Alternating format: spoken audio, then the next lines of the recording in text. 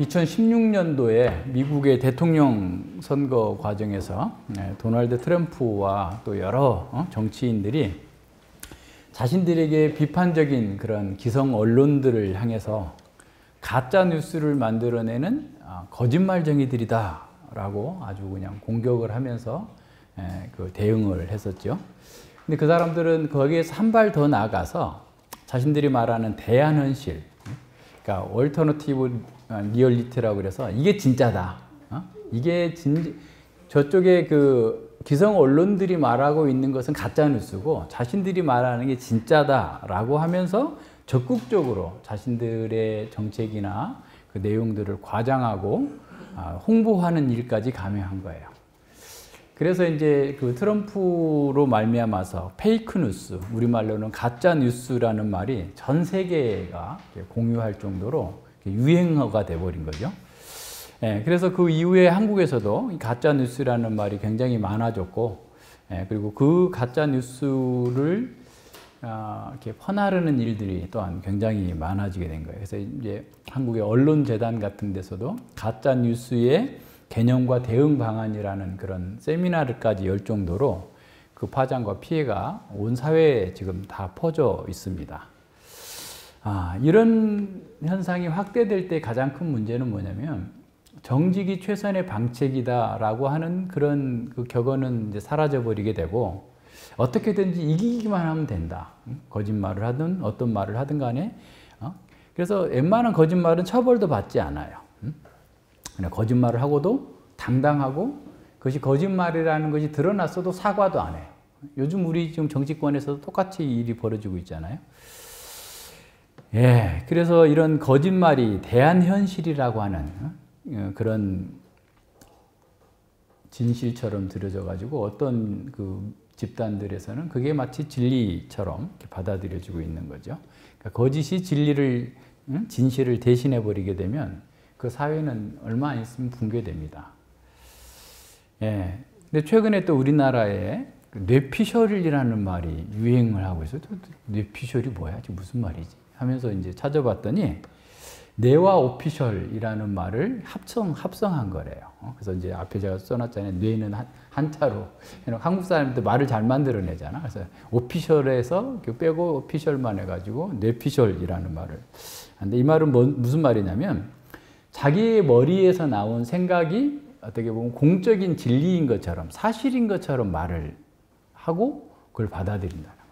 사람들이 그걸 계속해서 그렇게 만들어내서 받아들이니까 그래서 자기 속에서는 그게 사실이야. 그러니까 아무리 저쪽에서 객관적인 증거가 나오고 어떤 검증할 수 있는 자료들이 나와도 그거는 아니고 내가 한 게 맞아 라고 하면서 하고 또 어떤 것들이든 다 자기 틀에서 다 해석해서 걸러내버린다는 거예요. 그리고 자기가 가지고 있는 것이 공식적인 마치 객관적인 사실인 것처럼 받아들인다라는 겁니다. 그래서 이제 최근에 나온 그 한글 그 프로그램에서 뇌피셜을 바꾸라고 나와요. 자기 생각.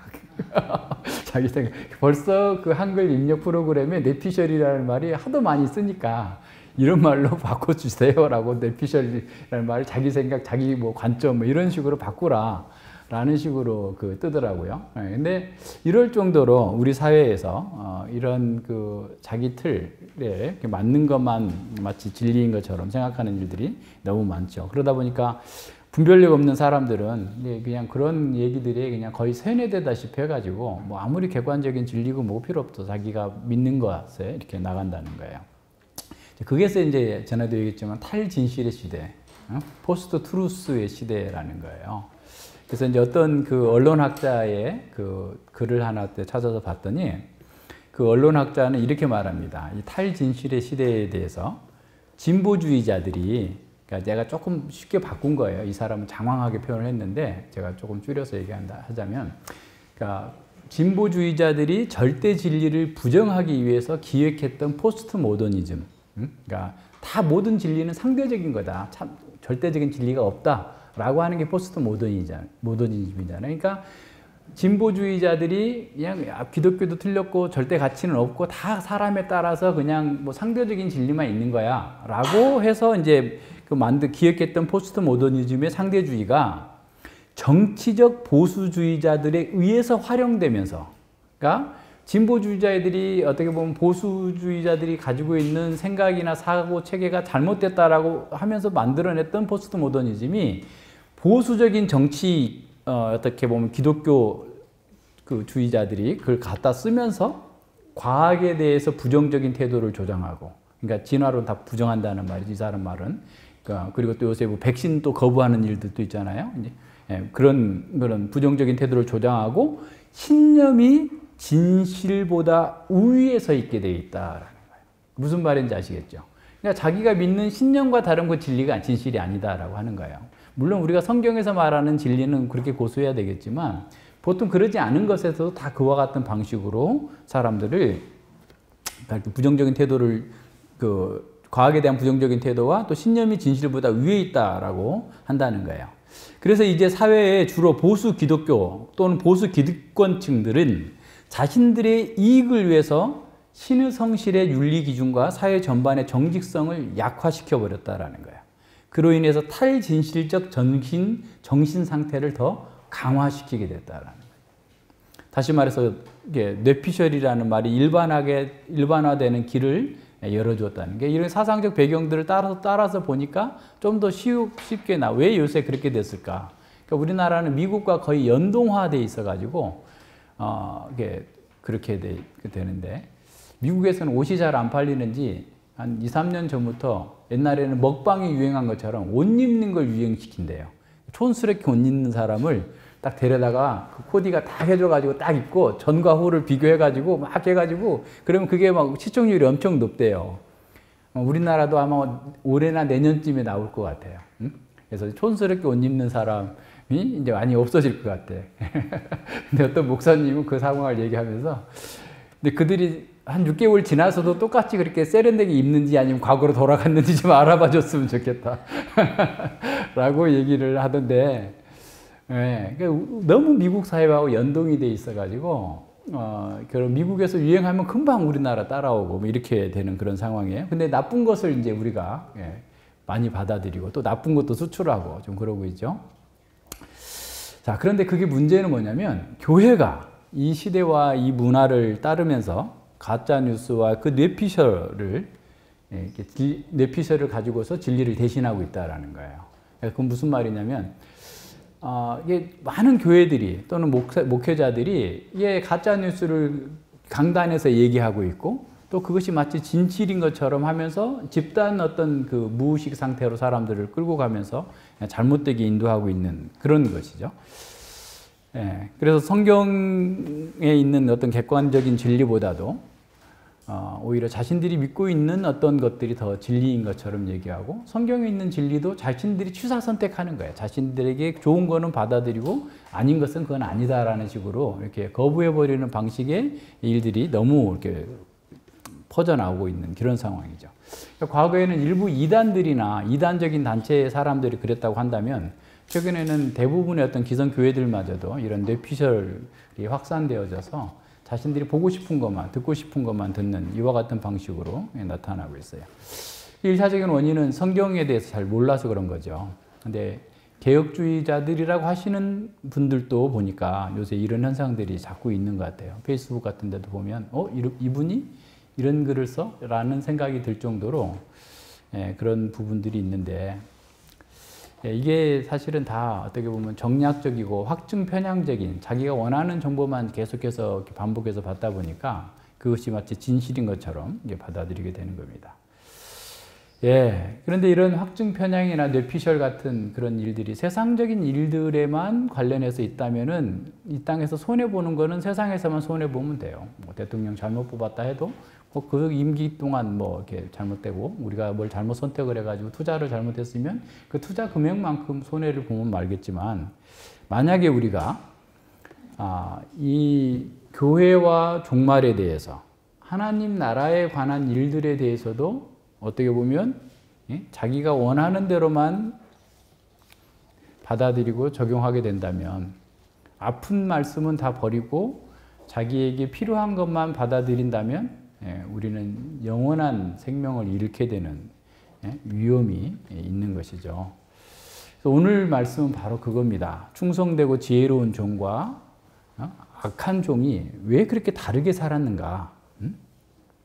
그들도 같은 교회에서 같은 시대에 같은 말씀을 듣고 살았던 사람인데 무엇이 그들의 운명을 바꿔놨을까? 우리는 이 본문에서 악한 종에게 뇌피셜의 전형적인 증상이 나타나고 있음을 발견할 수 있어요. 그 악한 종들은 주인이 더디어 오리라 생각했어요. 그래서 자기가 원하는 더디 올 거다 라고 하는 그런 객관적인 진리도 아니야. 그냥 자기 마음에 그냥 그렇게 마음이 생각이 든 거예요. 자기 마음에. 그래서 자기 하고 싶은 대로 산 거예요. 그것이 마치 검증된 진리처럼 공식적인 어떤 진리인 것처럼 해놓고 거기에 맞춰서 사는 거죠. 오늘날 우리에게도 동일한 위험이 있습니다. 우리 역시 너무나 자기중심적이기 때문에 자신이 정해놓은 어떤 사고의 틀에 맞는 것만 진리로 받아들이고 그렇지 않은 것은 가짜 뉴스이거나 아니 이거는 되긴 되더라도 언제 될지 몰라. 몇백 년, 몇천 년 후에 될 수도 있는 일이기 때문에 지금 뭐 예수님 오신다고 그렇게 할 필요 없어. 내년부터 하지. 올해까지는 이렇게 하고. 우리가 그렇게 미루는 일들이 얼마나 많아요. 그죠? 근데 그런 일들이 우리에게도 그런 위험이 있다라는 거예요. 자신의 신념과 가치관을 가지고서 어떤 정보든지 취사 선택하기 때문에 복음의 말씀이 폭포수처럼 떨어짐에도 불구하고 교회가 또 우리가 변화되지 못한다면 참으로 불행한 일을 겪지 않을 수 없습니다. 먼저 이 본문은 종말의 때를 준비하라라고 하는 예수님의 7개의 비유 중에서 네 번째 비유입니다. 역시 이 비유의 초점도 깨어서 준비하라는 말씀이에요. 왜냐하면 생각지 않은 날, 알지 못하는 시간에 주인이 올 거다라는 거예요. 그러니까 생각지 않는 날, 알지 못하는 시간이니까 언제든지 올 수 있으니까 준비하고 있어라라는 거죠. 그래서 이거는 24장 36절과 25장 13절에 있는 그때와 그 시를 모른다라고 하는 것을 재차 강조해 주고 있죠. 이에 대해서 앞서 이제 도둑이 올 때 준비하라 세 번째 비유에서 말씀하셨는데 그 준비가 어떻게 하는 건가, 어떤 준비를 어떻게 하는 건가에 대해서 이 비유에서는 좀 더 상세하게 실제적으로 보여주고 있습니다. 그러니까 집을 비운 사이에 청지기는 모든 그 권한을 받은, 청지기로서 모든 권한을 받은 종에 대한 예를 보여주는 거죠. 먼저 충성되고 지혜 있는 종에 대해서 봅니다. 45절과 47절. 충성되고 지혜 있는 종이 되어 주인에게 그 집 사람들을 맡아 때를 따라 양식을 나눠줄 자가 누구뇨? 주인이 올 때에 그 종이 이렇게 하는 것을 보면 그 종이 복이 있으리로다. 내가 진실로 너희에게 이르노니 주인이 그 모든 소유를 저에게 맡기리라 그랬어요. 그러니까 주인은 그 종들에게 자기 집과 사람들을 맡겨서 때를 따라서 양식을 나눠주라는 그런 사명을 맡기고 떠난 거죠. 그래서 이 종들은 신의성실의 원칙에 따라서 자기의 직무를 잘 감당해야 됩니다. 충성되고 지혜 있는 종은 청지기로서 자기가 뭘 어떻게 해야 될지, 어느 때에 어떻게 해야 될지를 잘 알고 있는 거예요. 그래서 그런 종은 주인이 올 때 복을 받을 거라는 거예요. 왜냐하면 그 복은 주인의 모든 소유를 그에게 맡기겠다라는 거죠. 그래서 주님은 그 종들이 깨워서 그 사명을 감당하면서 날마다 그 일을 통해서 주님 오실 것을 준비하는 겁니다. 그러니까 이것도 역시 교회와 성도들에게 주어진 말씀이죠. 그래서 준비의 핵심은 종으로서 주님의 집과 그 사람들을 섬기는 거예요. 그 집을 섬긴다라는 그 집 사람들을 섬기는 것이죠. 그래서 예수님 당시의 종은 완전히 매여 있는 사람입니다. 그러니까 품꾼하고 달라요. 품꾼은 그날 정해진 시간 일하고 일당 받고 가면 그만이지만 종은 어떻게 보면 평생 매여 있다라고 생각하면 돼요. 자기 떠나고 싶다고 떠날 수가 없어요. 주인의 어떻게 보면 재산과 같은 거죠. 히브리 종들은 조금 달랐죠. 6년 히브리인으로서의 종이 되면 7년째 해방시켜 주잖아요. 7년째 해방시켜 주는데 그래도 나는 주인이 좋아서 주인하고 함께 살겠습니다 라고 한다면 귀에다 뚫어요. 귀걸이. 뚫어가지고 나는 내 아내도 여기 있고 내 자식도 여기 있으니까 나는 이 집에서 평생 뼈를 묻고 살겠습니다 하면 귀를 뚫어서 주인집에 사는 거예요. 그러니까 지금 예수님이 말씀하시는 이 종은 평생 그냥 매여 있는 종이라고 보면 돼요. 그래서 지혜롭고 충성된 종은 자신이 평생 그 주님에게 매여 있기 때문에 아유 나는 이제 굉장히 괴롭구나 나갈 수도 없고 무슨 이게 뭐야 하면서 이렇게 사는 게 아니라 오히려 감사하면서 그 특권을 누리면서 사는 사람으로서의 종이에요. 그래서 그러니까 어떻게 보면 그 주인의 명성과 그 주인의 그 인자와 자비를 안다면 누구나 그 집 종을 하고 싶어서 달려들고 싶은 이런 정도의 그런 특권과 권한이 그에게 주어졌다는 사실을 알게 된 거죠. 자, 그렇다면 우리도 역시 주님의 종인 거예요. 우리도 주님의 종으로 일평생 부름을 받았어. 야, 누구누구야. 너는 30살까지만 내 종하고 40살부터는 네 하고 싶은 대로 해라. 이렇게 한 게 아니고 평생 우리는 주님의 집을 섬기도록 우리는 종으로 부름을 받았어요. 그래서 그것을 우리는 기뻐하면서 감사하면서 그 일을 감당하는 사람으로 부르심을 받았다라는 것을 우리는 전제해야 돼요. 그래서 우리가 주님의 종이다. 앞서도 우리가 주님의 종이라고 계속 얘기 나왔지만 주님의 종이라는 의미에서 우리는 항구적으로 주님을 섬기는 사람이다.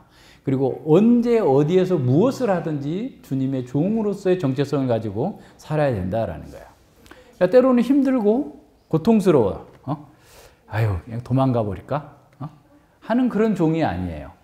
이 종은 또 야 이거 목사하지 말고 너 정치 대통령 선거에 나가면 너가 될 것 같은데 대통령 선거 좀 나가지.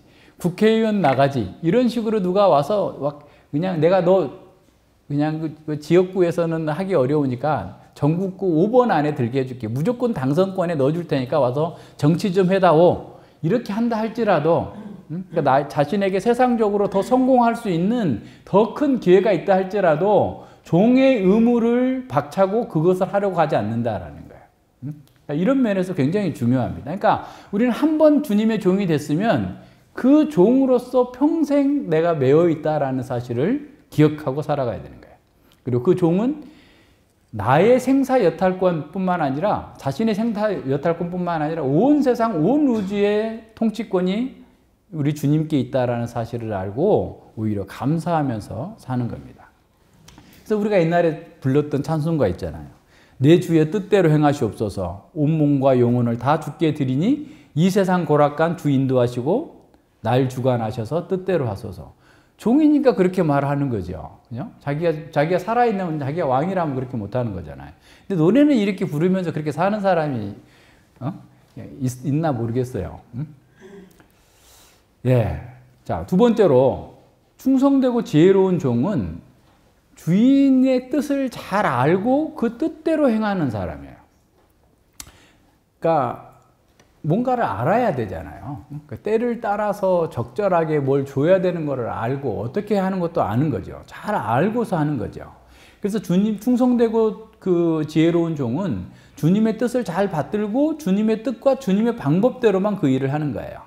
종이 자신의 뜻을 이루기 위해서 주인의 뜻을 도용하거나 주님의 뜻을 이루는 방식을 자기 지혜로 해서는 안 되는 거죠. 예를 들어서 레위기 10장의 그 나답과 아비후는 하나님께서 명하지 않는 다른 불, 제단에 있는 불이 아닌 다른 불을 가져와서 분향하다가 그 자리에서 죽잖아요. 그렇게 하면 안 되는 거죠. 그러니까 주인이 어떤 종에게 어떤 임무를 맡겼다면 그 임무를 어떻게 해야 되는지 충분히 다 설명해주고 그렇게 할 수 있도록 해놓고 그 일을 시켰을 거예요. 그래서 충성되고 지혜로운 종은 주님의 뜻을 알고 그 방법대로 창의적으로 또 역동적으로 그 일을 감사하면서 행하는 사람입니다. 그래서 하나님의 종은 무엇보다도 말씀을 공부하는데 전념하는 사람, 전심전력하는 사람이에요. 그러니까 말씀의 사람이 되어야만 지혜롭고 충성된 종이 될 수가 있는 거죠. 그러니까 사도행전의 초대교회의 교회가 그렇게 사도들의 가르침을 열심히 받고자 한 게 뭐겠어요? 그 사람들 다 구약 다 외우고 있는 사람들이에요. 유대인들은. 그런데도 제자들에게 매일같이 말씀을 공부하면서도 지겨워하지 않았어. 아이고 또 그 얘기네. 또 그 얘기네. 또 죄 얘기야? 아이고 죄 얘기 좀 그만 졸업하고 다른 얘기 좀 하지. 그렇게 하지 않았어요. 또한 가르치는 사람들이 학자였거나 대단한 그런 지식인이었기 때문에 그들에게 와서 배우려고 했던 게 아니에요. 오히려 예루살렘 청중들이 훨씬 더 지식인들이었고 배운 자들이었고 최고의 엘리트들이었어요. 그런데도 이 초대교회 성도들은 이 시골뜨기 갈릴리 출신의 사도들에게 열심히 와서 배웠어요. 학문 없는 범인들에게, 평범한 사람들에게 나와서 열심히 공부했잖아요. 그들의 설교를 듣고 너무 기뻐하고 그 감사하면서 그 말씀대로 살고자 얼마나 많이 헌신했어요. 이것이 그들이 지혜롭고 충성된 종이 되기 위한 첫 번째 단계예요. 말씀을 잘 배우는 것이 우선이 돼야 됩니다. 사도들이 말씀을 전하면서 그냥 우리 사도행전의 초기에 나와 있는 설교들 보면 그냥 대충 한 게 아니잖아요. 계속해서 날카롭게 죄를 지적하잖아요. 예수님께서도 누가복음 24장에서 예수님 죽었다고 코가 빠져가지고 나가고 있는 그 엠마오로 가는 제자들에게 어리석고 미련한 녀석들아 라고 시작하잖아요. 아이고 너희들 아이고 마음 아프지 하면서 위로해서 하면서 이렇게 말씀을 전한 게 아니라 됐다 오자마자 옆에 서가지고 야 이거 어리석고 무식한 자들아 하면서 말씀하시잖아요. 사람들은 그냥 위로하는 말씀만 전해달라고 하는데 사도들과 예수님은 그렇게 하지 않았어요. 바리새인들에게 위로해 줬습니까? 그들을 그냥 동정해주고 그들을 그렇게 잘하도록 했습니까? 아주 신랄하게 그냥 쳐내시잖아요. 독사의 자식들이라고 그러잖아요. 그래도 그 말씀을 듣는 사람들은 충성되고 지혜로운 종들은 그것 때문에 기뻐해요, 오히려. 왜냐하면 자기의 죄가 발견될수록 예수님의 구속의 은혜가 더 깊이 깨달아 오기 때문에 그래요. 충성된 사람들은 말씀을 잘 경청하고 어떤 말씀이든지 간에 그 말씀을 감사함으로 받고 나아가요. 말씀을 받는 사람들의 마음이 뜨거워져야 돼, 뜨거워져. 여기 누가복음 24장에도 그 제자들이 나중에 예수님인 거 발견하고 아이고 우리의 마음이 뜨겁지 않냐 하더냐. 그렇게 책망하면서 야 미련하냐. 왜 이렇게 구약 성경에서 이렇게 메시아가 고난받고 죽고 부활해야 된다고 다 하면서 하나하나 풀어주면서 했는데도 마음이 뜨거운 거야. 기분 나빠하지 않았다는 거야. 쉽게 말하면. 예, 말씀을 기쁨으로 받는 사람들 속에 그 마음의 변화가 뜨겁게 일어납니다. 열이 있어야지 뜨겁게 있어야 이렇게 마음이 이렇게 바뀔 수가 있어요. 자, 비유에 나온 종의 임무는 뭐죠? 주인의 집과 주인의 사람들에게 때를 따라서 양식을 나눠주는 거예요. 주님의 집은 하나님의 집이니까 교회입니다. 주님 안에 있는 하나님의 백성들에게 이렇게 섬기는 때를 따라서 적합한 양식을 주는 거예요. 그래서 종은 먼저 때와 시기를 분별할 수 있어야 되고 그 사람의 상태를 분별할 수 있는 사람이 돼야 돼요. 그래서 충성되고 지혜로운 종은 주님이 원하시는 것을 잘 알고 적극적으로 행하면서 또한 지혜를 동원해서 가장 효과적으로 그 일을 해내는 사람이라고 할 수 있어요.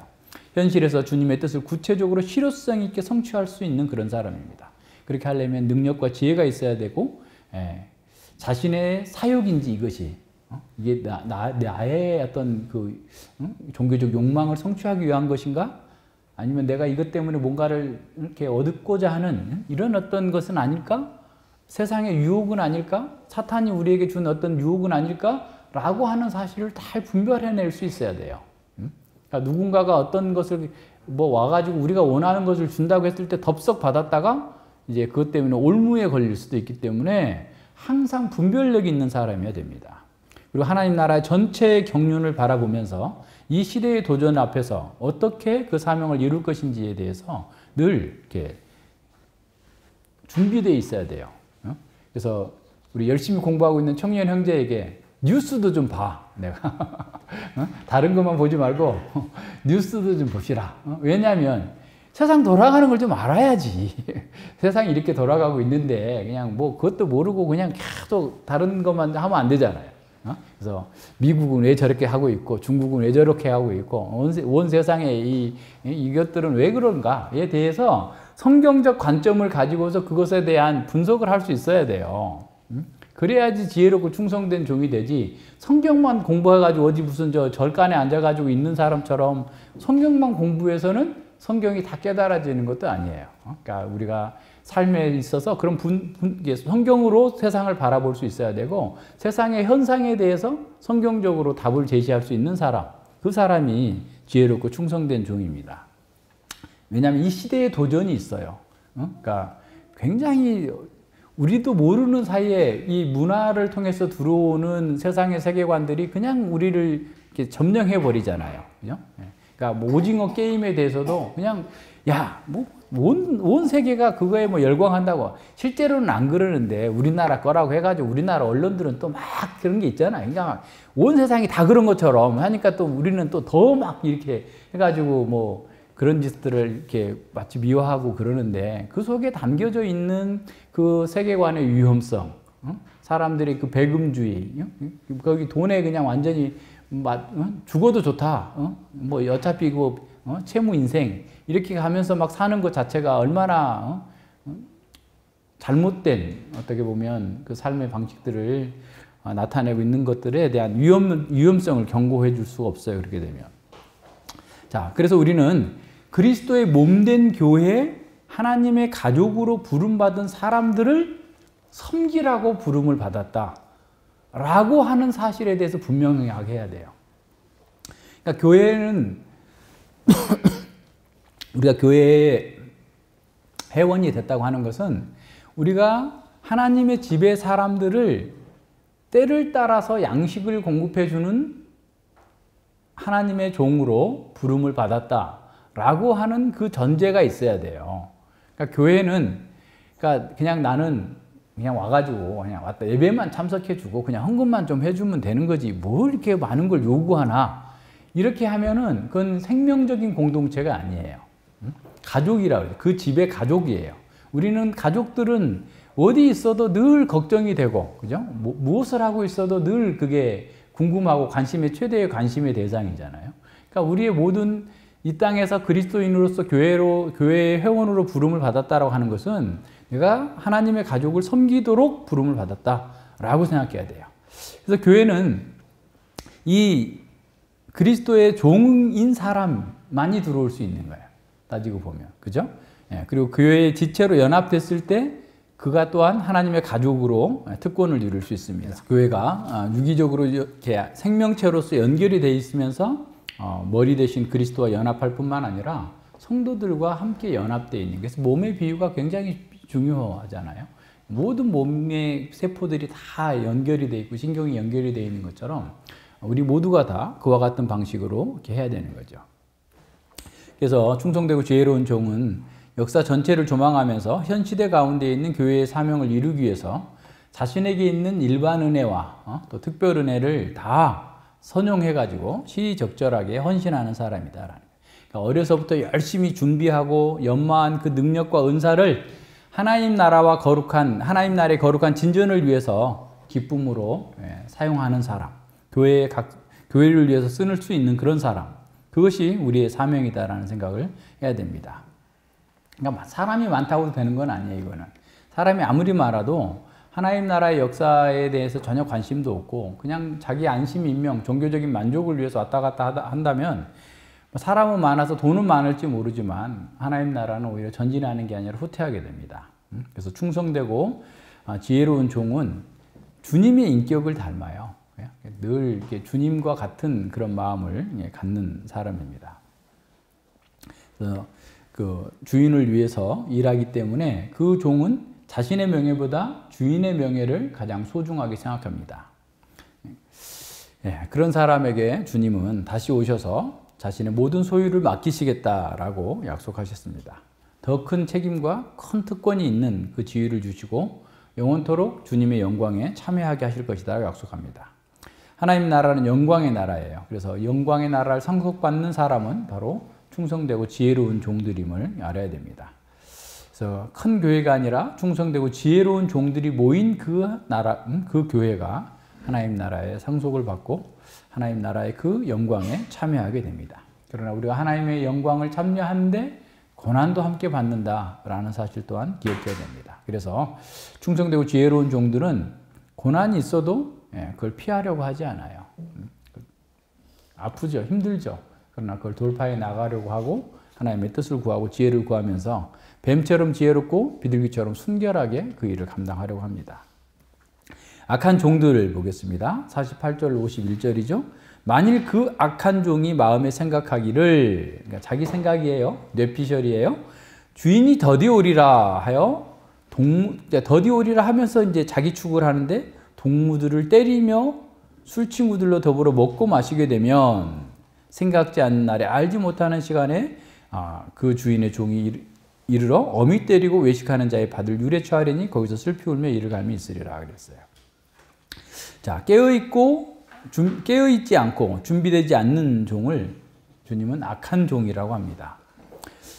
주님은 그들에게 미련한 종이다 이렇게 말씀하지 않아요. 머리가 나쁜 종이다 이렇게 말하지 않아요.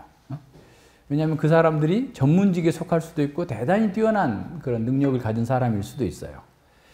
또 주님은 그에게 게으르다고도 말씀하지 않았어요. 그러니까 열정적이고 바리새인처럼 제자 하나를 얻기 위해서 바다와 육지를 두루 다니면서 열심히 열정을 갖고 있는 사람일 수도 있어요. 주님은 그들에게 부도덕한 자라고도 말씀하지 않았어요. 주님은 그들이 굉장히 도덕적으로 세상 사람들로부터 인정받을 수 있는 사람이란 탁월한 사람일 수도 있다는 것을 인정하고 있어요. 가정하고 있어요. 자, 그럼 주님께서 그들을 악한 종이라고 했을 때 왜 악한 종인가? 첫 번째는 자기가 주인 행세하는 거예요. 이게 큰 거예요. 악한 종이에요. 자기의 지위를 생각하지 않는 거예요. 물론 말로는 주님의 권위를 다 인정하죠. 근데 실제로 자기 뜻을 따라 사는 거야. 그게 주인을 인정하지 않는 거잖아요. 내 인생의 주인은 주님입니다 라고 해야 되는데 내 인생의 주인은 납니다 라고 하는 거예요. 그게 자체가 주인 행세하기 때문에 악한 종입니다. 그래서 악한 종이라는 그 핵심적인 증거는 그가 맡긴 일을 어떻게 해야 될지를 다 주님께서 알려줬지만 하지 않는 거죠. 예. 자기 마음대로 하는 거예요. 그래서 업무상 배임행인 거예요. 자기가 해야 될 일들.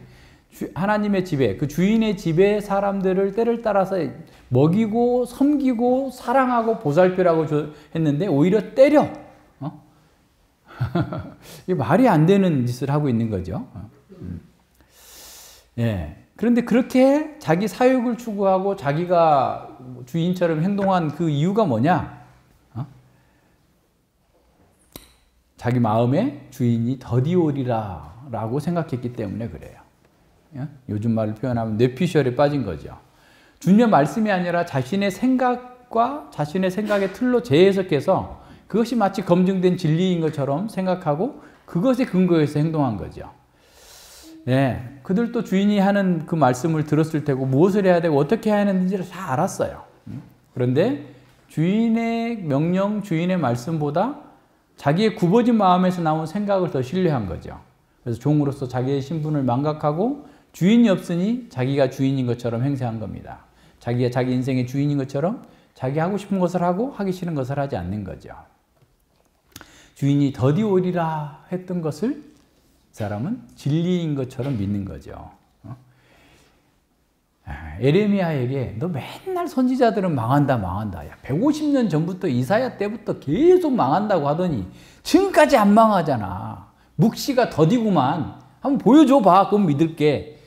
이랬어요. 지금 당장 멸망하기 10년 안에 있는 사건 속에서도 그런 거예요. 그런 의식인 거죠. 더디오리라. 아이 맨날 망한다고. 선지자들이라고 하는 건 맨날 망한다고 우리를 욕만 해. 좀 좋은 말 좀 해. 좋은 말 좀 하지. 맨날 욕하고 왜 우리가 잘못됐다고 하는 거야. 하면서 계속 그렇게 했는데 멸망 직전에 와가지고도 뭐 이미 한 차례 포로 604년 5년에 주전 604년 5년에 일당의 사람들이 잡혀가고 막 위기가 계속 왔는데도 그렇게 받지 않는 거예요. 왜? 자기 생각이, 자기가 원하는 것이 뇌피셜이 돼서 그것이 객관적인 사실이다, 진리라고 생각을 하고 판단하는 겁니다. 예수님의 재림의 때를 계산하고자 하는 사람들, 예측하고자 하는 사람들도 늦게 올 거다라고 착각을 하겠죠. 오늘날 많은 교인들도 그렇게 살고 있는 거예요. 집단 뇌피셜에 빠져가지고 악한 종처럼 주님께서 하라는 일을 하나도 안 하고 맨날 다른 일만 하고 하는데 바쁜 거예요. 악한 종은 모든 것에서 자기중심적인 사고에 빠져 있는 사람입니다. 그래서 자기가 섬겨야 할 집을 또 그 집의 사람들을 섬기지 않고 사랑하지 않고 오히려 권세를 휘두르면서 마음대로 전횡을 일삼고 있는 겁니다. 예, 자기가 섬겨야 할 그 주인의 가족들을 주인처럼 섬겨야 돼요. 그런데 자기 종처럼 자기 사육을 위해서 착취하고 핍박하는 사람입니다. 이 자기 중심적인 뇌피셜에 빠진 사람들은 충성되고 지혜로운 종들이 자기 사명을 감당하는 것조차 못마땅하게 생각하는 거예요. 그러니까 때리는 거예요. 이 이스마엘이 이삭을 괴롭힌 것처럼 예수님께 충성하는 사람들이 자신들에게는 눈의 가시 같은 거죠. 조롱하면서 핍박하는 겁니다. 그래서 그들은 충성되고 지혜로운 종들을 대적하고 핍박하면서도 이것이 하나님을 섬기는 예다, 이것이 정의를 지키는 거다 라고 생각하면서 열정을 다하는 거예요. 그래서 교회 공동체를 위한 일보다도 자기 감정과 자기 안위가 더 중요한 거예요. 그리스도의 몸된 교회의 지체로서 자기 역할을 성실하게 하지 않으면서 다른 사람의 일에 간섭합니다. 교회를 섬길 때도 공동체의 유익보다는 자기를 과시하고 자기가 얼마나 능력 있는지를 내세우기 위해서 그렇게 하는 거예요. 그런 사람은 자기가 주인인 것처럼 뭐든지 주도하고 자기 뜻대로 교회를 움직여야만 직성이 풀리는 것처럼 행동을 하는 거예요. 그래서 자기가 손해날 것 같으면 물러나. 그렇다가 또 뭐가 좀 될 것 같으면 또 와가지고 또 다 또 앞에서 하고. 근데 보통 목사들이 이런 사람들 너무 많아요. 하도 목회자들이 그렇게 돌아다니니까 사람들이 왔다가도 저도 그러는 줄 알고 무서워서 미리 도망가요. 알아보지도 않고 가는데 그거 어쩔 수 없죠. 뭐 그거야. 근데 참 교회 일반에 지금 너무 그러니까 그런 사람들이 많다 보니까 그러고 있는 거예요. 하나님의 집인 교회의 일을 세상 방식으로 하면 안 돼요. 그냥 아까도 나답과 아비후처럼 하나님의 방식대로 해야 됩니다. 근데 그렇게 하자고 하면은 또 이제 막 그 사람들을 구박하는 거죠. 예. 이렇게 하는 사람은 자기가 주인인 거지 종이 아닌 거예요. 어느 시대나 어느 곳에서나 이런 사람들이 꼭 있습니다. 구약의 참 선지자들을 괴롭힌 사람들은 공동체 밖에 있었던 사람이 아니라 공동체 안에 있는 사람들이었어요.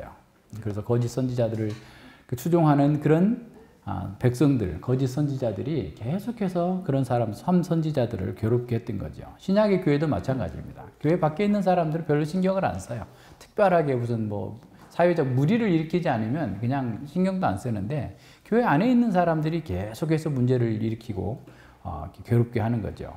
바울 사도를 괴롭혔던 사람들처럼. 근데 그런 사람들이 외모가 좋은 것 같아요. 왜냐하면 예수님께서는 외식하는 자들이라 그랬어요.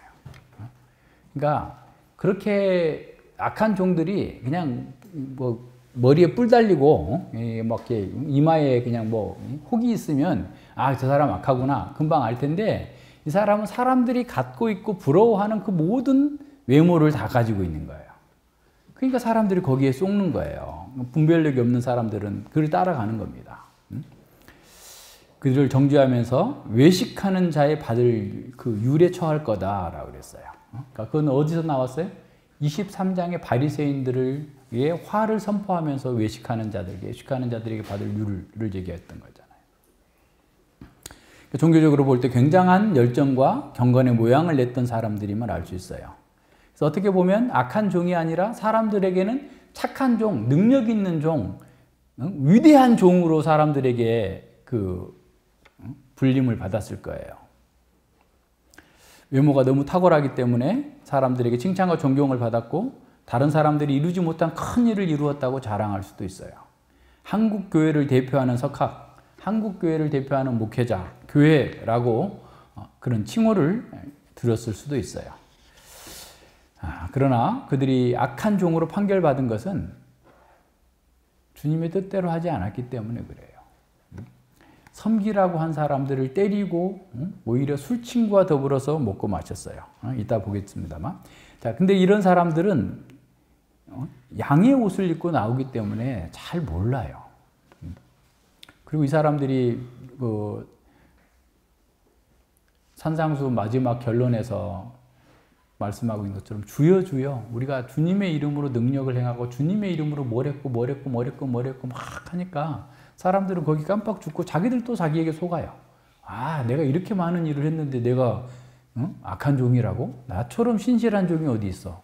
라고 스스로 속는 거예요. 근데 예수님께서 뭐라고 그래요?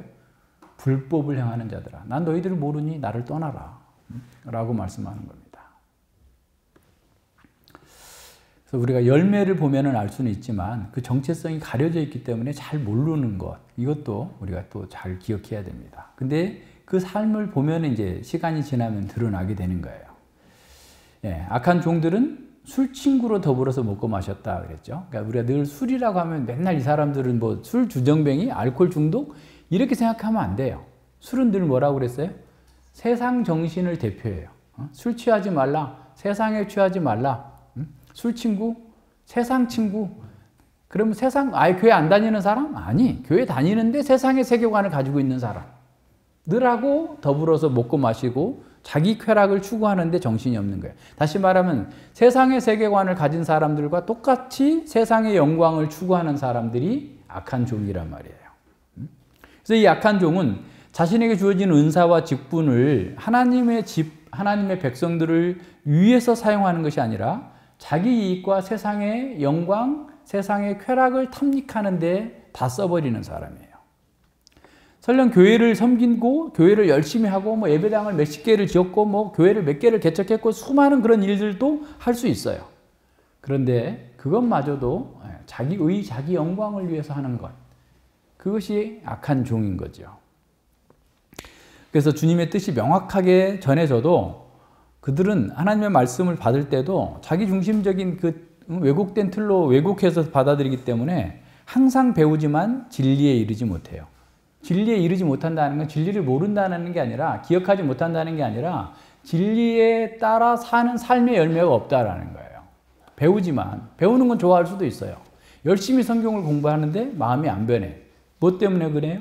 물론 1차적으로는 은혜가 없어서 그렇지만 우리 사람 입장에서 볼 때는 성경 공부가 내가 날마다 회개하고 내가 날마다 주님의 사람으로 변화되기를 바라는 그런 열망으로 하는 게 아니라 지식을 더 얻는 지적인 유희, 지적인 기쁨 때문에 그런 목적에서 하면 성장이 안 돼요.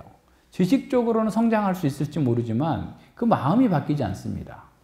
그러니까 성경을 공부할 때마다 우리는 전제를 하고 있어야 돼요.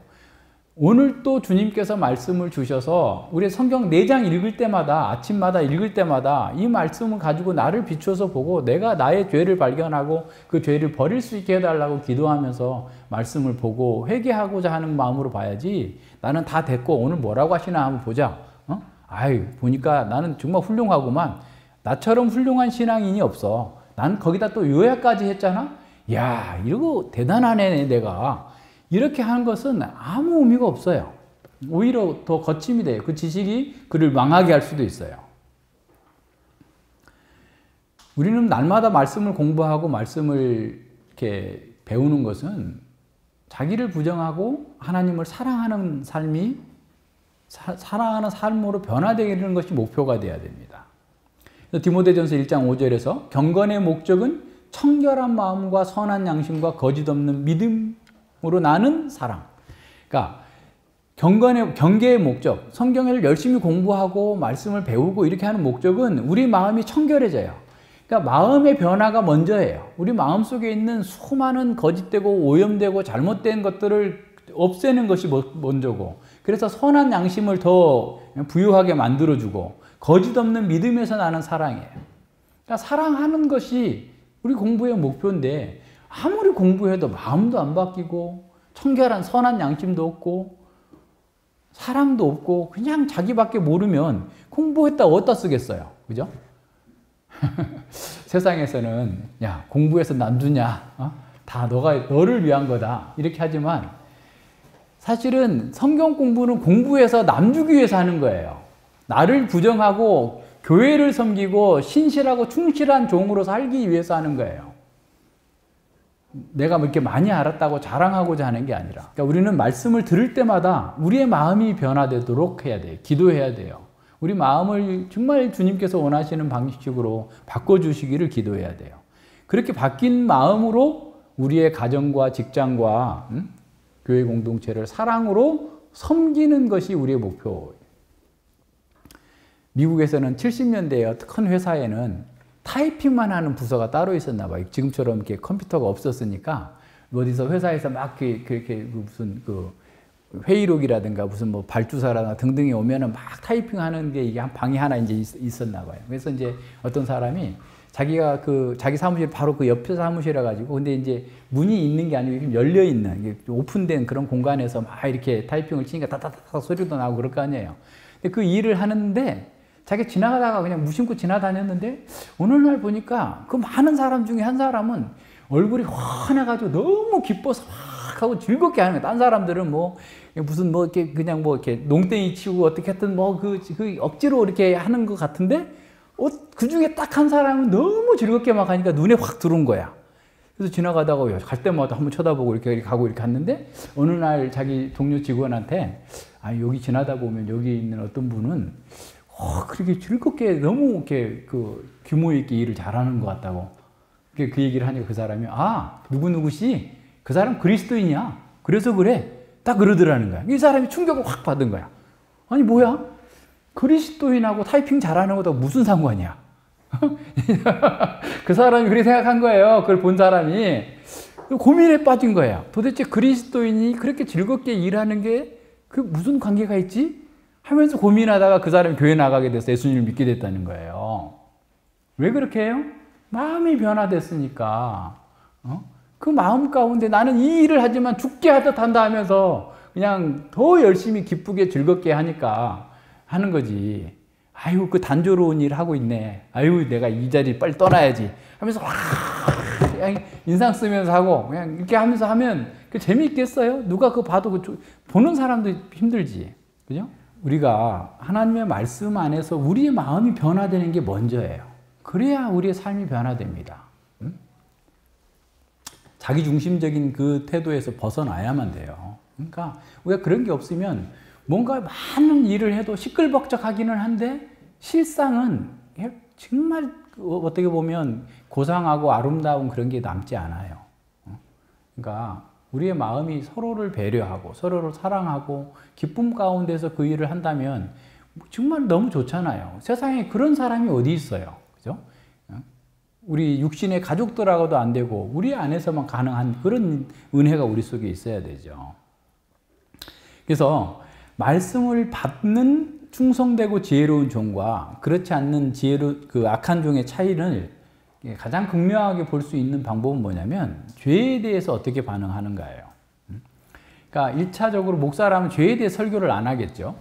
그리고 악한 종은 그리고 말씀을 받는 사람 입장에서 보면 죄를 버리라고 하는 설교를 들으면 신실한 종은 아플지라도 회개하면서 나와요. 근데 악한 종들은 정죄받았다고 하면서 화를 내요. 더 나아가서 설교에 어떤 문제가 없나 또 찾아내요.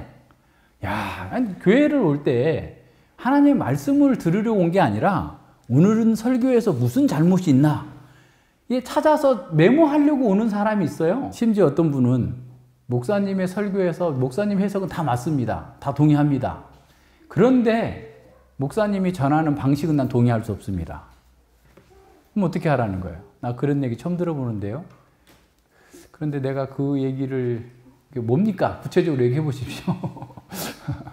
라고 했더니 저쪽 얘기를 해서 아이고 죄송한데 저는 그거는 못 바꿀 것 같네요. 저도 주의는 하겠지만 당신이 원하는 것만큼 바꿀 수 없을 것 같더니 해석도 그렇고 전하는 것도 본인에 맞는 대로 가십시오. 라고 얘기하지 않을 수 없었어요. 우리가 말씀을 보면서 죄가 많이 알아지면 알아질수록 겸손해지는 거예요. 그러니까 사도 바울도 그분의 편지를 보면 처음에는 죄인이다 하다가 갈수록 마지막에 가서는 죄인 중에 괴수라고 그래요. 자기의 죄가 더 많이 발견되는 거예요. 그러니까 하나님의 말씀을 우리가 처음에 알았을 때 죄를 발견하고 여러분 스스로 한번 생각해 보세요. 처음 믿을 때 내가 죄인이라는 것을 깨달았을 때 그 죄의 깊이와 지금 한 10년, 20년 지났을 때 지금 죄에 대한 깊이가 얼마나 달라졌는지 한번 생각해 보세요. 지층처럼 땅을 파내면 파낼수록 새로운 그 땅의 그 층들이 나오는 것처럼 죄의 층들이 계속해서 발견이 돼요. 그러면서 동시에 어떻게 돼요? 주님의 구원의 은혜가 더 깊이 다가오는 거죠. 그 은혜에 감흡하게 되는 거죠. 그것이 가장 기본적인 기독교예요. 그게 정통 기독교예요. 모든 우리 위에 모든 교회사 가운데에도 위대한 신앙인들, 우리의 선배들을 다 찾아보세요. 다 그렇게 얘기하지. 오히려 죄 얘기하면 자존감 떨어진다고 그렇게 얘기하는 사람 없어요. 그런데 악한 종들은 시간이 지날수록 자기 죄를 정당화한 논리를 만들어내요. 아이, 나만 그래, 다 그렇지. 아이, 목사님은 안 그러는 척하네. 이런 식으로 다른 사람들과 상대적으로 비교하면서 그것을 회개하지 않고 빠져나가려고 그래요. 더 견고하게 자기성을 쌓는 겁니다. 우리 얼마 전에 봤죠? 열왕기하 1장에서 아합의 아들 아하시야, 이방의 거짓 선지자한테 갈 때는 바리바리 싸들고 가서 내가 낫겠는지 죽겠는지 한번 알아봐라 그러더니, 선지자가 지금 이스라엘에 하나님이 없어서 딴 데로 가냐? 라고 하면서 얘기를 했더니 군사 50부장을 보내서 50명을 보내가지고 잡아와라. 그래서 하늘에서 불이 내려와서 죽였어요. 두 번째로 또 가서 또 보냈어요. 또 초자연적으로 하늘에서 불이 내려와서 죽였어요. 그랬으면, 야, 나 걸을 수가 없으니까 침상에라도 메워가지고 저기 좀 선지자한테 좀 데려다 줘 하면서 회개하고 나올 것이 일반적인 상식인데 또 보내는 거예요. 또 보내는 거예요. 또 잡아와. 또 잡아. 뭘 말합니까?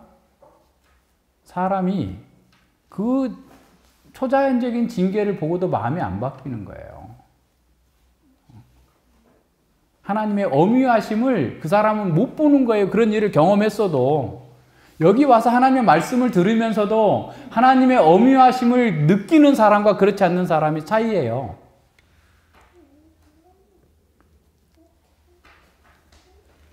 말씀을 듣지 않는 사람들은 초자연적인 심판이 계속 내려와도 안 믿어요. 그래서 요한계시록에 계속 나오잖아요. 그렇게 심판이 주어졌는데도 오히려 하나님을 회방하더라, 회방하더라, 회방하더라. 계속 반복되고 있잖아요. 오히려 자기 변명을 일삼으면서 자기는 마치 천사인데 아무 죄도 없는데 세상으로부터도 인정을 받았는데 왜 목사님은 나를 그렇게 보냐고 하면서 대적하는 거죠. 바리새인의 기도, 누가복음 18장에 있는 바리새인의 기도 한번 생각해 봅시다. 바리새인은 정말 뛰어난 사람이에요. 대단한 사람이에요. 하나님의 은혜로 네, 감사합니다. 토색하지 않고 간음하지 않고 11조하고 다 했습니다. 다 은혜입니다.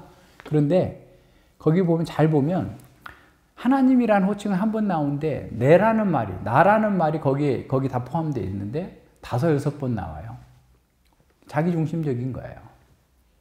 반면에 세리는 어떻습니까? 하늘을 우러러 고개도 들지 못하고 가슴을 치면서 나는 죄인이로소이다 라고 고백하는 거예요. 우리 또한 바리새인처럼 토색하지 않고 간음하지 않고 모든 걸 다 잘했어도 플러스 가슴을 치면서 나는 죄인이로소이다, 주여 불쌍히 여겨 주시옵소서, 그렇게 나가야 되는 거예요.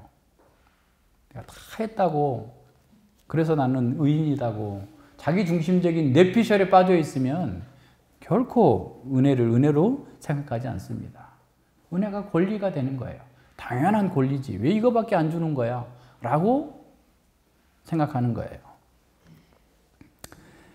아까 얘기한 것처럼 참된 그리스도인은 계속해서 말씀을 볼 때마다 새로운 죄들이 보여요. 그리고 또 반복해서 보이고 또 보이고 또 보이고 또 보이고 그래요. 거울이에요, 거울. 여러분, 거울을 보면 볼 때마다 내가 보이고 뭐가 보이잖아요. 하나님의 말씀을 보면 계속 내가 보이는데 내가 어떻게 잘났다고, 뛰어나다고, 똑똑하다고 자랑하면서 주인 행세를 할 수 있어요. 불가능한 거죠. 참된 그리스도인에게는 그건 불가능한 거예요. 그래서 보일 때마다 회개하고 보일 때마다 돌이키고 평생 회개하면서 주님의 은혜에 감사하면서 주님 뜻대로 하겠습니다, 하게 해 주십시오 라고 기도하는 거예요.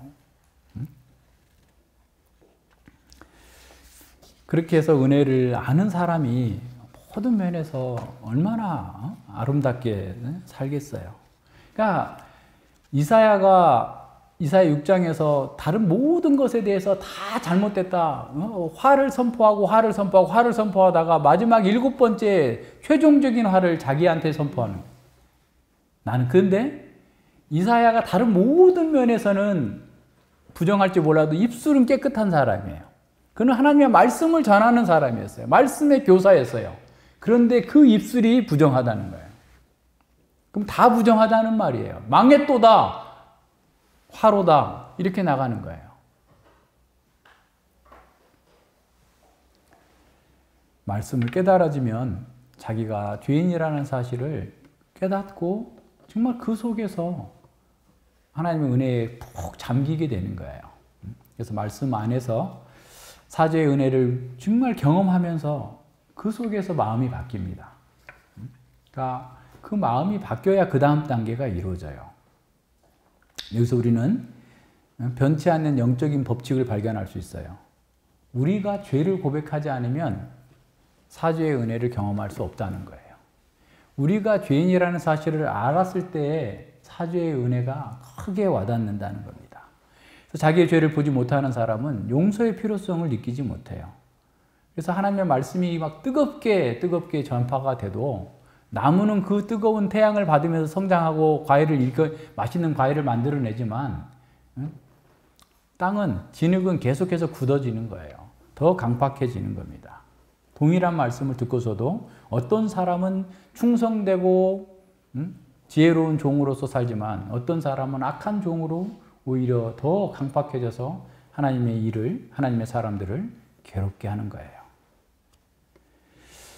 노예 무역을 폐지했던 영국의 윌리엄 월버포스가 있습니다. 그 사람이 아주 뛰어난 사람인데 자기 동료 친구 윌리엄 피드, 그 사람도 윌리엄 피드라는 그 동료 국회의원을 그냥 교회로 가자 해가지고 겨우 이제 교회에 데려와서 그 설교를 들었어요. 근데 그 목사님이 당시에 정말 하여튼 뜨거운 심정으로 그 죄에 대해서 지적하고 하나님께로 돌아오라고 막 간곡하게 그 설교하는 설교를 듣고 윌리엄 월버포스는 너무 마음이 뜨거워지고 감격스러워가지고 그 친구한테 물어봤어요. 친구, 윌리엄 피드 친구 어땠어? 나는 저 목사님 무슨 말 하는지 하나도 못 알아듣겠어. 하나도 못 알아듣겠다는 거야. 근데 그 사람이 나중에 영국의 수상까지 됐어요. 영국의 3대 수상, 그러니까 지금까지 영국의 민주주의가 된 후에 3명의 위대한 수상이 있는데 그 3명 안에 드는 수상이래요. 윌리엄 피드라는 사람이. 못 알아듣는 거예요. 지성이 있다고 알아듣는 게 아니에요. 자기가 죄인이라는 사실을 깨달은 그 사람만이 그 말씀을 들을 때 마음이 뜨거워지는 거지. 그거 모르는 사람은 그래? 그런 무슨 소리야 도대체? 맨날 죄인이라고 하다니. 이해가 안 되는구만. 그렇게 하고 넘어가는 거예요. 예, 말씀을 들어도 변화되는 사람, 그렇지 않는 사람들이 늘 있습니다. 그래서 우리가 이 종말의 시대에 어떻게 살아야 할지를 가르치고 있는 7개의 비유 가운데서도 예수님은 계속해서 두 그룹의 사람들을 나눠서 설명해 주는 거예요. 세 그룹의 중립지대에 있는 사람도 없어요. 그죠? 준비하는 사람, 안 한 사람, 깨어있는 사람, 자는 사람, 착한 종, 나쁜 종, 다 둘로 지금 나눠서 보여주고 있어요. 예수님 당시의 바리새인들처럼 오늘날도 자기 눈에 들보가 있음에도 불구하고 상대방의 눈에 티를 빼라 라고 하는 사람들이 있습니다. 자신의 어둠이 보이지 않기 때문에 자기는 빛이 있다고 생각하고 빛이 필요 없다라고 생각하는 사람이죠. 자기 생각이나 자기 견해가 공식적인 성경의 진리인 것처럼 생각하는 사람들이 많아요. 근데 그것이 자기에게뿐만 아니라 자기와 속한 사람들에게 다 그래요. 자기 남편은 온전하다. 자기 아내는 온전하다. 자기 자식은 온전하다. 우리도 그럴 수 있어요. 자기 틀에 갇혀 있으면 자기와 관련된 거는 다 괜찮다라고 하는 것. 전형적인 뇌피셜입니다. 다른 사람들은 그렇지 않다 할지라도 자기는 그렇게라도 해줘야 된다라고 생각하는 것이 과연 진리에 맞느냐. 이걸 생각해야 됩니다.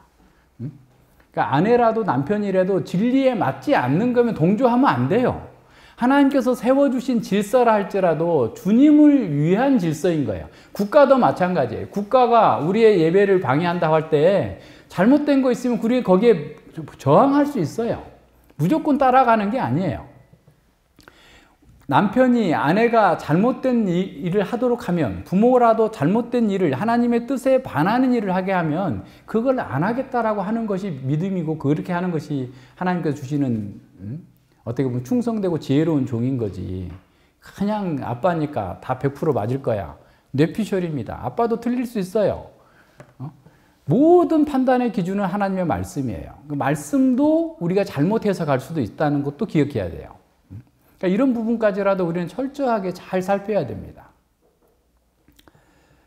예, 그런데 예수님은 그들의 뇌피셜이 틀렸다는 것을 증거라도 하듯이 알지 못하는 날, 알지 못하는 때에 그냥 탁 오시겠다는 거예요.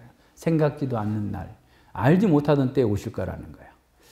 그러면서 그때 23장에, 마태복음 23장에 외식하는 바리새인들과 동일한 그 처벌을 외식하는 자들이 받게 될 것이다 라고 선언합니다. 거기서 슬피 울며 이를 갈미 있으리라. 지옥 형벌을 받게 될 것이다 라는 거예요. 하나님의 집과 하나님의 사람들을 섬기도록 주어진 은사를 자기 영광을 위해서 사용하면, 그리고 신실한 종들까지 핍박하면 그 악한 종들은 영원한 불구덩이에 들어가게 될 거다라는 거예요. 물론 이 땅에서 성공할 수 있어요. 사람들에게 존경받을 수도 있고 대단한 어떤 영광을 얻을 수도 있어요.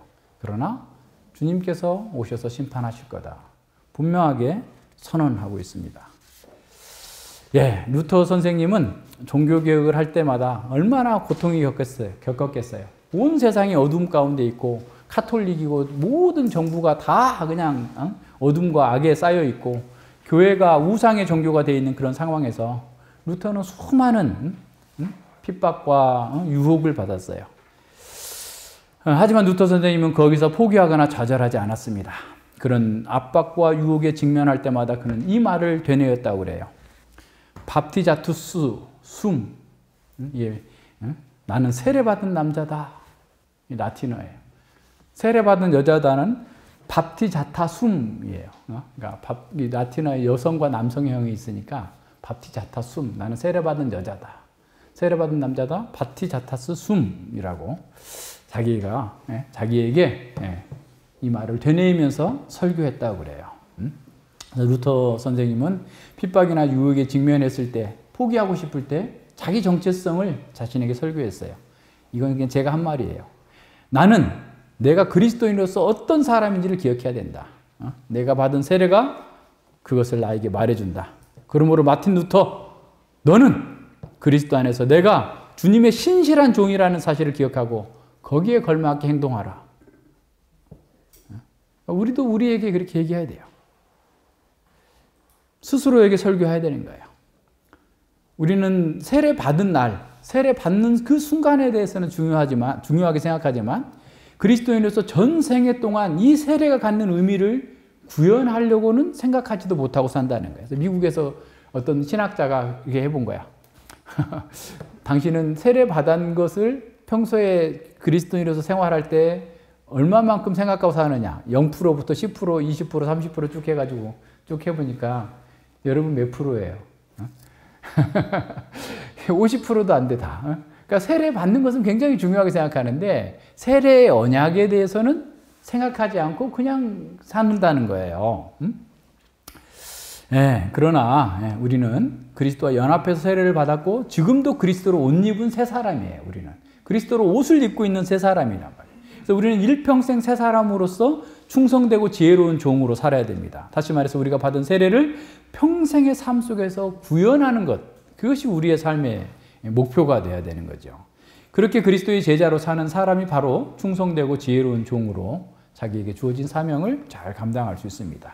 그래서 우리는 그리스도의 제자가 되지 않는 한 그리스도인이 될 수 없다는 사실을 기억해야 됩니다. 진정한 제자만이 충성되고 지혜로운 종입니다. 제자는 배우는 사람이지만 책을 통해서 배우는 사람이 아니라 견습생처럼, 도제처럼 그 스승 밑에 들어가 가지고 다 따라서 배우는 거예요. 그래서 제자는 스승을 배우고 모방하고 이해하기 위해서 스승에게 소속된 사람이에요. 그래서 예수님은 우리의 구주이면서 동시에 우리의 스승입니다.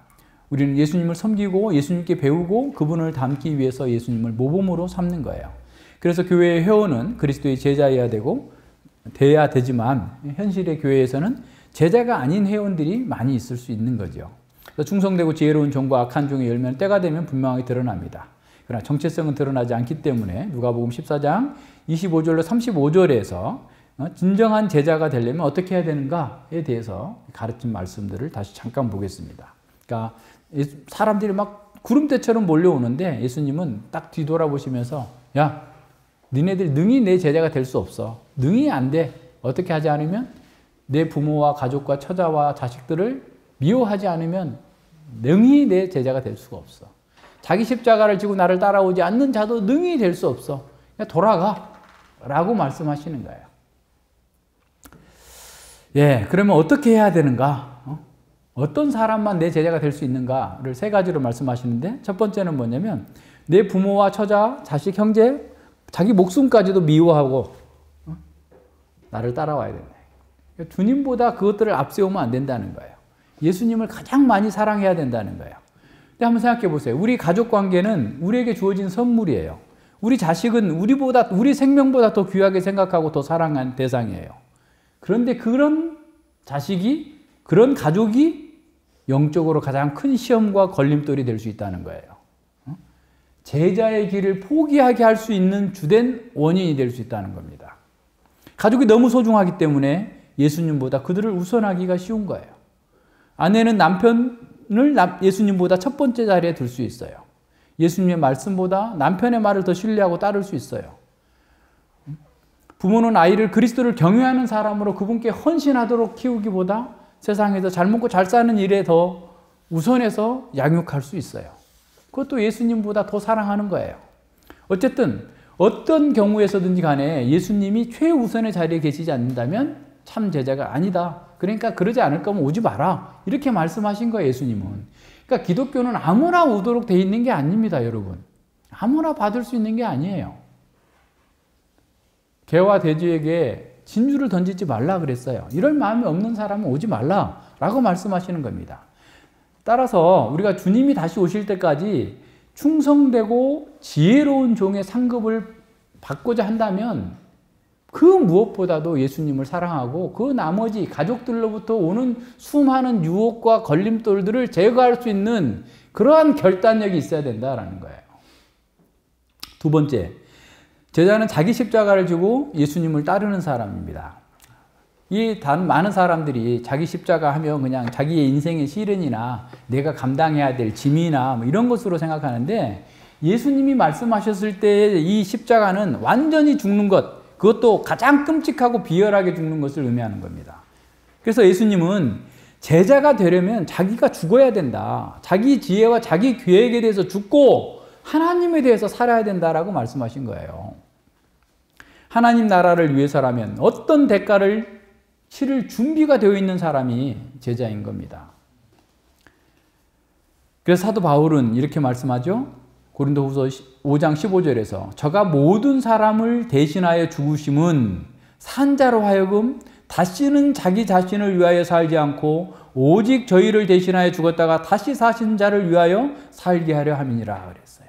예수님께서 우리를 위해 죽어주셨는데 왜 죽어주셨느냐? 우리가 주님 안에서 주님과 함께 주님의 뜻을 위해서 살도록 하기 위해서 그렇다라는 거예요. 그래서 C.S. 루이스도 순전한 기독교에서 당신 안에 죽지 않는 것은 그 어떤 것도 그 죽으심에서 살리심을 받지 못할 거다. 당신이 죽어야만 부활할 수 있다라는 거예요. 생명을 얻을 수 있다라는 말입니다. 많은 분들이 교회의 일을 자기 지혜와 자기 방식으로 하면서 열심히 하기 때문에 어떤 성과가 있기 때문에 스스로 그리스도의 제자라고 착각할 수 있어요. 이것도 뇌피셜입니다. 자기가 죽지 않고 하는 거죠, 쉽게 말하면. 근데 보네포는 이렇게 말씀했어요. 예수님의 명령, 즉 절대적인 제자도의 부르심을 온전하게 이해할 때만 우리는 완전한 자유를 얻고 예수님과 교제를 이룰 수 있다. 그러니까 제자도는 우리를 죽이려고 하는 게 아니라 자유를 얻도록 하기 위한 거고, 그리고 그 속에서 예수님과 교제할 수 있도록 만들어주는 거다는 거예요.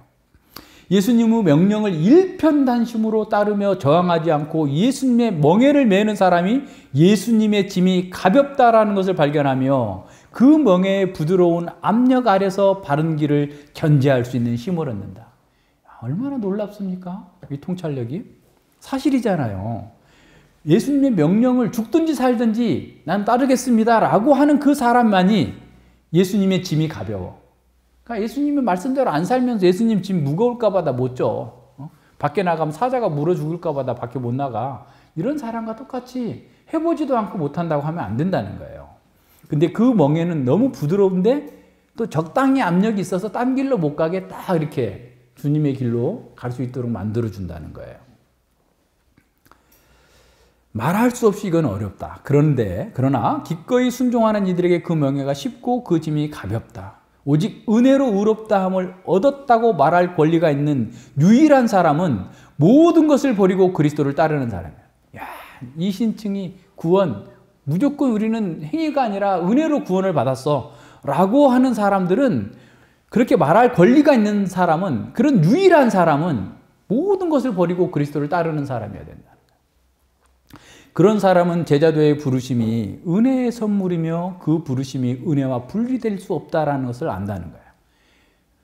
제자도 부르시는 것은 은혜의 선물이고 그 부르심이 은혜와 분리될 수 없다는 걸 알아요. 그러나 이 은혜를 그리스도의 따름에 대한 면제로 이용하려고 하는 이들은 자신을 속이고 있는 것뿐이다. 은혜로 구원 받았으니까 이제 그냥 그거 안 해도 돼. 그렇다고 해서 구원을 못 받아? 그러면 또 행위 구원이잖아 하면서 이제 또 이렇게 하는 사람들은 스스로 자기를 속이고 있는 것 뿐이라는 거예요. 은혜는 우리가 해야 될 일을 면제시켜 주는 것이 아니라 그 일을 하도록 힘을 불어넣어 주는 거예요. 당신의 삶 가운데 예수님의 명령에 복종하기를 거부하고 있는 부분, 혹시 죄의 종욕이나 적개심이나 어떤 바람이나 어떤 야망이나 동기가 있는가? 만일 그렇다면 당신이 성령님을 받지 못했다는 것에 놀라지 말라. 십자가는 모든 그리스도인에게 놓여 있다. 모든 사람이 반드시 겪어야 할 첫 번째 그리스도의 고난은 이 세상에 대한 애착을 버리라는 부르심이다. 그러니까 내 가족들에 대한 애착, 자기가 하고자 하는 그런 욕망에 대한 그런 애착들 다 버리는 거예요. 그게 첫 번째예요.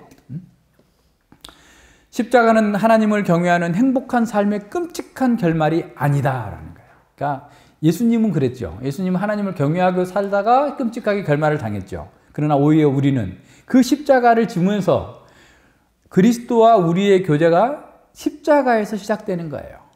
사람을 부르실 때 그리스도는 그 사람에게 와서 죽어라. 네가 죽고 그 다음에 내 생명으로 나와 함께 살자 그러신단 말이에요.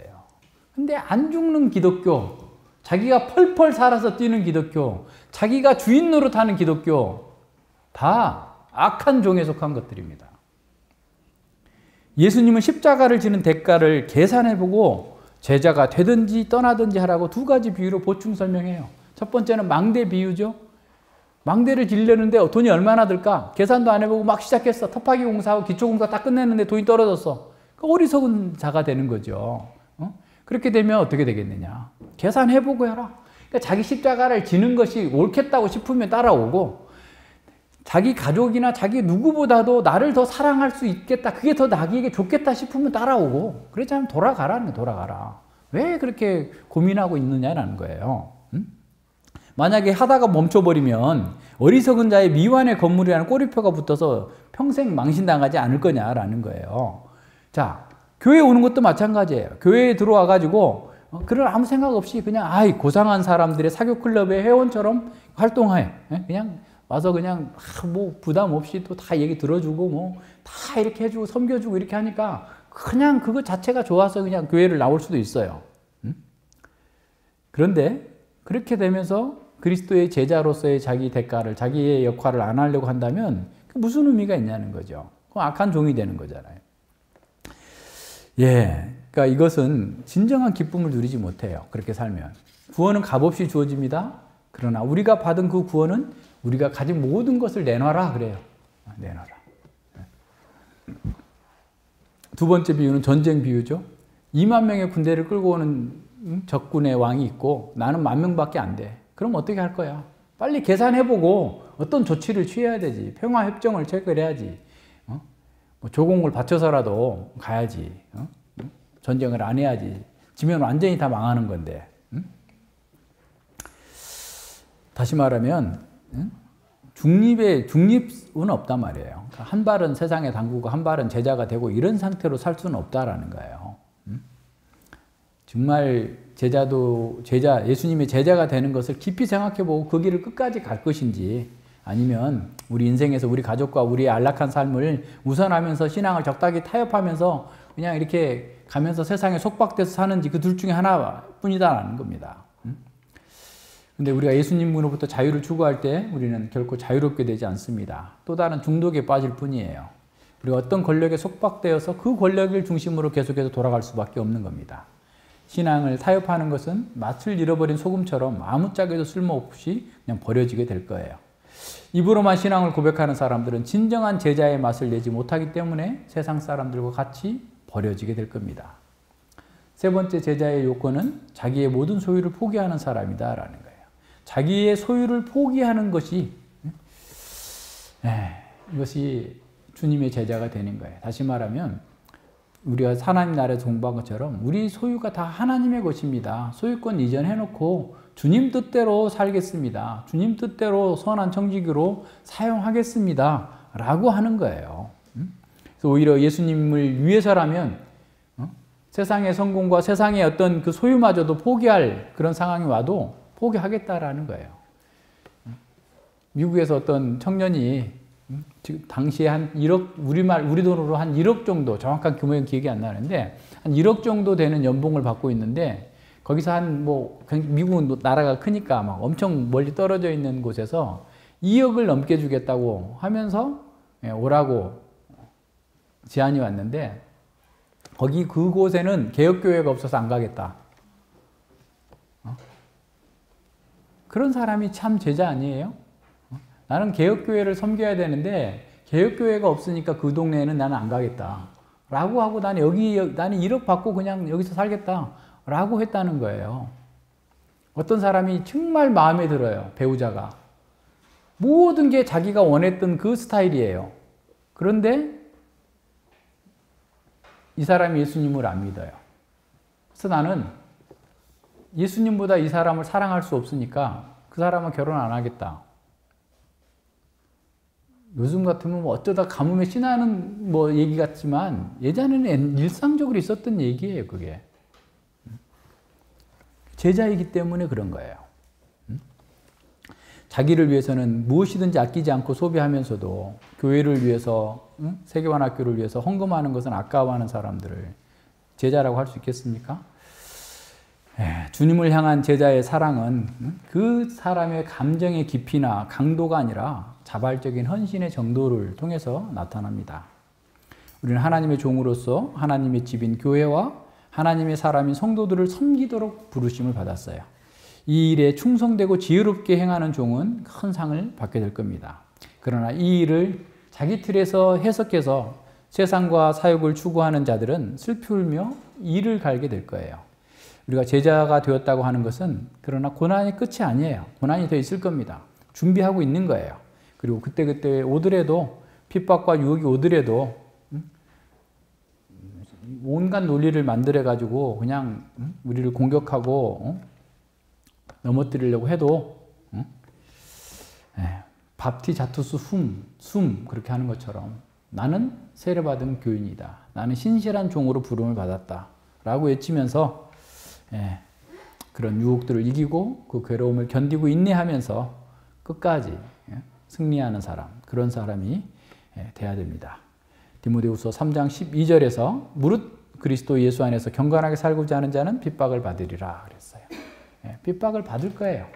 그거 없을 거라고 말하면 그건 사기죠, 사기. 어려움이 있어요. 그러나 우리는 고난과 핍박을 받아도 물러서지 않습니다. 우리를 대적하는 자들에게도 똑같이 되갚아 주려고 하지 않습니다. 오히려 그들을 긍휼히 여기면서 축복하는 사람이 되어야 합니다. 예수님 제자들에게 섬김의 본을 보이면서 가르치셨어요. 유다가 자신을 배반할 줄 알았어요. 팔아버릴 줄 알았어요. 그런데 예수님은 그 유다의 발 아래 무릎 꿇고 그의 발을 씻어줬어요. 그 발을 수건으로 닦아줬어요. 이렇게 강한 사랑을 이 땅에 어디에서 볼 수 있겠어요? 예, 그래서 어떤 사람들은 예수님 뭐 세족식 한다 해가지고 막 발 닦아주고 뭐 이런 거 행사, 대규모 행사하고 있는데 또 다른 오류예요. 예수님의 모범을 따르려면 예수님의 마음을 가져야 돼요. 예수님의 세계관을 가져야 됩니다. 세족식도 세상의 세계관을 가지고 할 수 있어요. 대단하게 할 수 있어요. 뇌피셜을 극복할 수 있는 유일한 방법은 자기 죄를 깊이 발견하고 자기를 부인하는 것뿐이에요. 그래야만 겸손하고 온유한 마음과 깨끗한 사랑으로 하나님의 집과 사람들을 잘 섬길 수 있어요. 예수님은 제자들의 발을 씻기면서 어떤 자세와 마음으로 서로를 섬기고 사랑해야 될지를 보여주셨어요. 예수님은 제자들을 위해서 십자가에서 죽으려고 오셨기 때문에 제자들의 발을 씻기는 것이 아주 사소한 것이었죠. 이것이 섬김과 사랑의 본으로 주어진 겁니다. 그래서 예수님은 인자가 온 것은 섬김을 받으려 함이 아니라 도리어 섬기려 하고 자기 목숨을 많은 사람의 대속물로 주려 함이라 라고 말씀하셨어요. 자, 우리가 예수님의 마음을 가졌다면, 우리가 진실로 충성되고 지혜로운 종이라면 우리는 주님을 위해서 죽겠다라고 고백한 사람들입니다. 세례 받을 때의 의미가 나는 주님을 위해서 죽겠다고 한 사람이에요. 그렇다면 왜 우리도 배신자의 발을 씻어줄 수 없습니까? 씻어줄 수 있어요. 할 수 있습니다. 주님을 위해 죽는데 주님처럼 하라면 왜 할 수 없어요? 할 수 있어요. 그래서 우리는 이 땅에서 낮아지면 얼마나 낮아지겠어요? 그냥? 주님께서 이미 하나님 보좌에 우리를 올려두셨다고 하시잖아요. 그러니까 우리는 신분적으로는 이미 하나님의 자녀로 하늘 예배에 참여하고 있어요. 지금 현재도. 그러면 이 땅에서 고난 당하고 어려움 겪고 조롱 당해도 하나님께 맡기는 거예요. 왜냐하면 영광의 주님이 오실 때 우리가 그 하나님 나라를 기업으로 받을 것이기 때문에 그래요. 그래서 바울 사도가 생각한데 현재의 고난은 장차 우리에게 나타날 영광과 좋게 비교할 수 없다.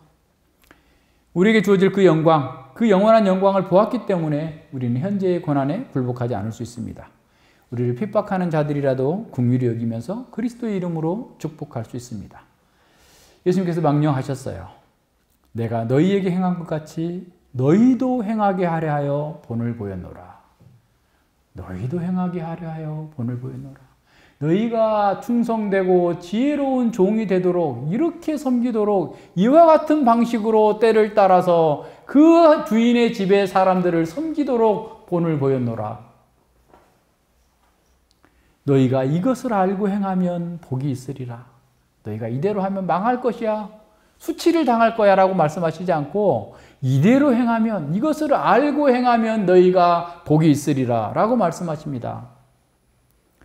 우리가 예수님처럼 이렇게 지혜롭고 충성된 종으로 살 때 진정한 복을 누리는 거예요. 칭찬을 받게 될 거예요. 그리고 썩지 않는 영원한 나라를 상속받게 될 것입니다. 우리는 그리스도의 마음을 가졌기 때문에 작은 일에도 충성하고 작은 사람도 사랑할 수 있습니다. 새 계명을 주노니 서로 사랑하라. 내가 너희를 사랑한 것 같이 너희도 서로 사랑하라. 사랑하라라는 거예요. 사랑 없이 섬기는 것은 섬김이 아니에요. 간섭하는 거고 주장하는 거고 고통스럽게 할 뿐이에요. 사랑하는 것은 상대방의 배려하는 거예요. 그 마음에서부터 나오는 겁니다. 사랑하면 다른 건 아무 문제 되지 않아요. 서로 실수할 수도 있고 서로 잘못할 수도 있어요. 근데 사랑하면 그건 문제될 게 아닙니다. 사과하면 되고 그냥 혹시라도 그랬으면 문제될 게 없어요. 근데 그렇지 않으면 우리가 아주 사소한 것에서도 문제가 돼요. 주님은 우리에게 명령하셨어요. 내가 너희를 사랑한 것 같이 너희도 서로 사랑하라.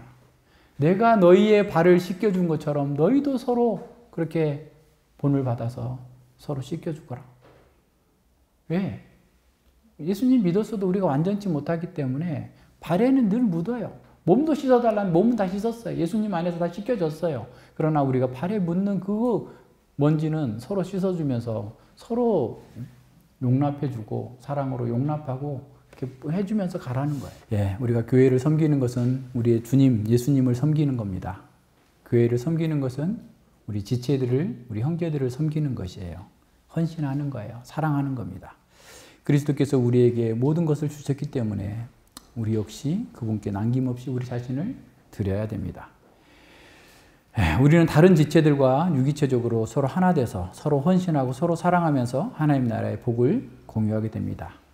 주님을 닮은 제자는 자기의 유익보다 공동체와 성도의 유익을 위해서 더 많은 관심을 갖습니다.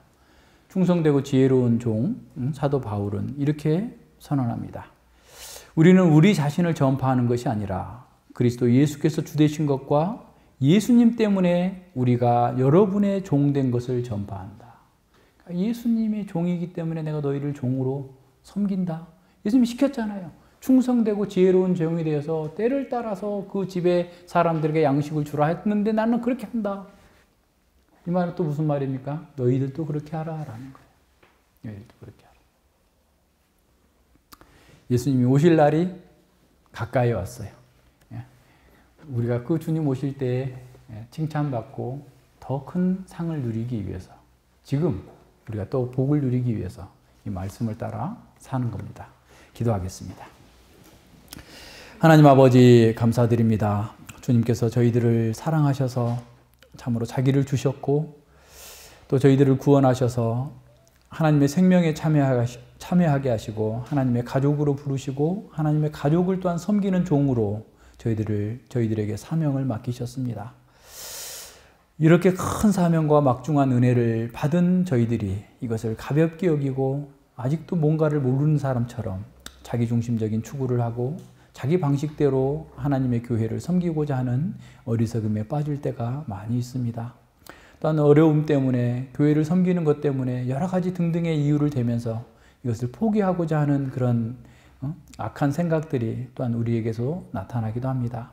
그러나 주님께서 루터를 사용하셔서 그 어둠의 세계를 깨트리고 그 루터는 날마다 자신이 세례받은 자다라는 사실을 기억하면서 주님 앞에 신실한 종으로 수고하여서 우리에게 이렇게 큰 복을 또한 전할 수 있었던 것처럼 저희들 또한 어떤 상황에서도 지혜롭고 충성된 종이 되어서 주님께서 맡기신 이 사명을 잘 감당하고 또 서로 사랑하고 아름다운 공동체를 이루어서 주님께서 기뻐하시는 거룩한 교회, 아름다운 교회를 이루고 하나님 나라의 사명을 잘 감당할 수 있는 저희들 모두가 되게 하여 주시옵소서. 저희들이 많이 부족합니다. 여러 면에서 참으로 지혜가 부족하고 능력도 부족합니다. 그러나 주님께서 저희들을 홀로 버려두지 아니하시고 늘 말씀으로 우리와 함께 하시면서 권면하시고 가르칠 때마다 기쁨으로 말씀을 받고 순종하는 것 속에서 주님의 영광과 찬양과 능력을 공급받게 하여 주시옵소서. 감사드리며 예수님 이름으로 기도드립니다. 아멘.